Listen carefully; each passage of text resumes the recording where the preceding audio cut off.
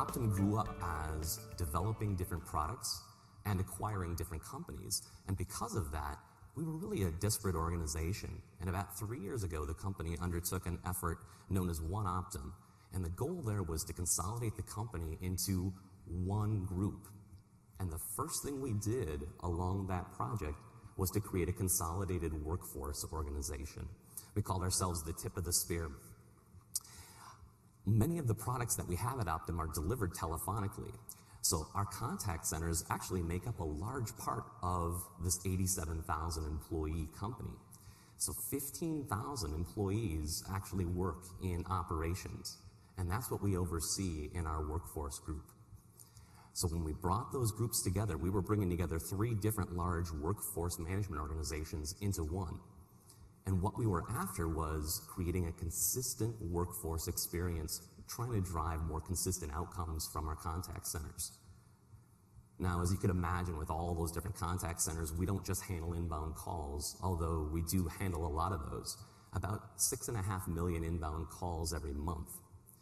But we also have to plan for other modalities like email, web chat, even back office. All of that has to be done, and we wanted to do that in a consistent manner.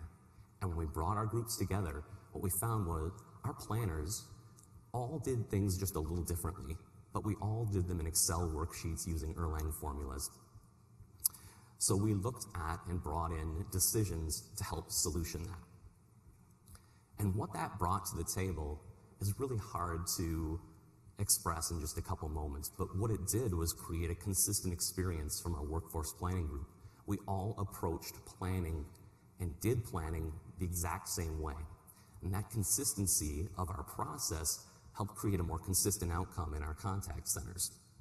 So suddenly, from having 12 different planners that each did things their own way and had their own models, overnight upon deploying decisions, we were the same. And not only that, but how they spent their time was instantly transformed. Because using those Excel workbooks and populating those Excel workbooks really comprised the majority of how they spent their time. So about 2/3 of the analyst's time or the planner's time was spent just gathering data and putting it into their plans. Well, Decisions automates the gathering of data. And so instead of 2/3 of their time spent becoming data jockeys, they now spend about 15% of their time in Decisions validating the data that's been collected for them. And they spend the remainder of their time creating scenarios and creating plans and helping their operational partners make better decisions. So no longer do we show up to a meeting with just, here's our forecast and here's how many people you need, but we show up with multiple scenarios to say, if this happens, here's how we should react. And if there's a slight variation on that theme, here's how impactful that's going to be to our results. So our workforce planners' duties were completely realigned just by deploying this software. And what did that result in? Well, I'll show you in the next slide how it improved the outcomes of our company. But the other thing that I think anyone that does workforce planning could really appreciate is the way that it functions. You automatically link your long-term plans, our budgeting or our monthly resource plans, to our weekly tactical planning. So all the learnings we have in a budgeting session make its way into those weekly plans every single time. And the same can be said when we learn week to week doing plans, that information makes its way into our long-term budgeting cycle as well, just thanks to the deployment of this software. So here's what the results look like at our company. And what you see on the graph behind me, it's actually 2 different graphs, and it's a comparison of our peak month from the year before we deployed Decisions to the year after we deployed Decisions. So if I can explain this for just a moment, the bottom of the graph is occupancy, or think of it as efficiency. The vertical axis is service level. So the sweet spot on both of those graphs is to be in the upper right-hand quadrant, where you're very efficient and you're providing a high service level. So the year before we deployed Decisions, you can see that each of those plots on there, which represents about 930 skills in our contact centers, there's a wide degree of variability of results for that month. You see some of the biggest markers on there over far to the right, meaning that we were highly occupied, but the service was low. And I'm sure a lot of us have experienced that, where we're really highly occupied during peak season and we don't hit our service metrics. With a more thoughtful planning approach supported by the deployment of decisions, what you see on the right is a significant improvement year over year. But what's really unique about that, we didn't just improve service levels, we actually increased occupancy at the same time.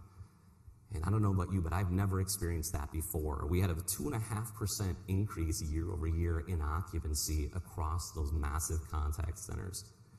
And with 15,000 people out there, a 2.5% increase, with a lot of those resources being clinical, expensive resources. These are not just customer service representatives, but we have master's level counselors doing employee assistance programs. We have registered nurses delivering disease management programs. That increase monetarily was enormous. So I've got to finish up just a couple of quick anecdotes that happened almost immediately after we deployed the tool set. So one of the questions I got yesterday in a session was it difficult for your planners to learn? And I think these two anecdotes will explain the answer to that question. The first graph that you see on there is something that comes out of the decisions tool. It's called a sensitivity analysis. And it's a standard tool set that comes right out of decisions.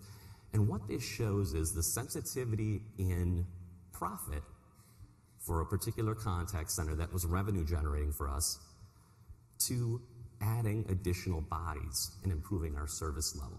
What we were in search of was, are we maximizing our profits with this particular operation?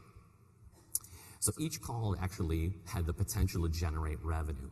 We put in the cost of our operating agents against that and plotted this out in a sensitivity analysis. That business had been running and targeting an 80% answered within 30 seconds service level. Why?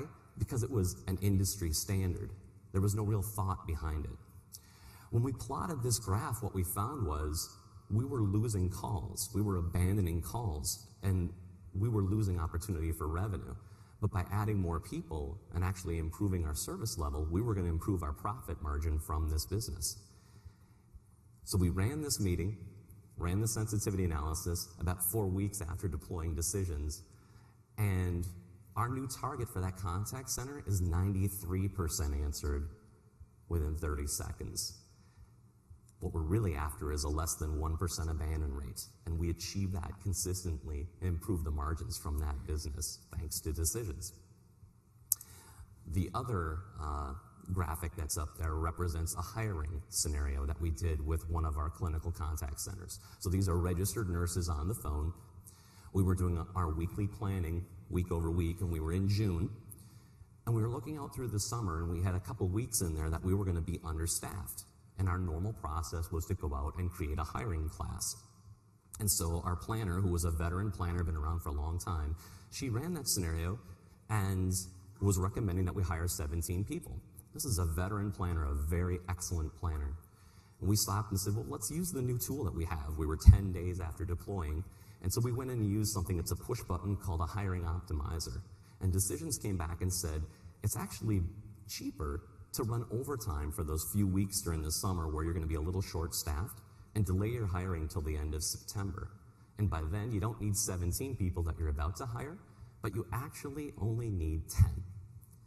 We followed that plan, and actually as the forecast evolved, we waited another week and saved even a little bit more money. But the ROI just on that decision alone was $500,000. So it's pretty safe to say that the system has paid for itself many times over because both of those stories took place within the first 4 weeks of us even having the tool set. And our planners, now they all have that same level of acumen because the simplicity of pushing those buttons within the tool means that everybody has the ability to make better decisions than they probably were going to make on their own using Excel-based Erlang models. So that is the story of decisions at Optum. Thank you, buddy.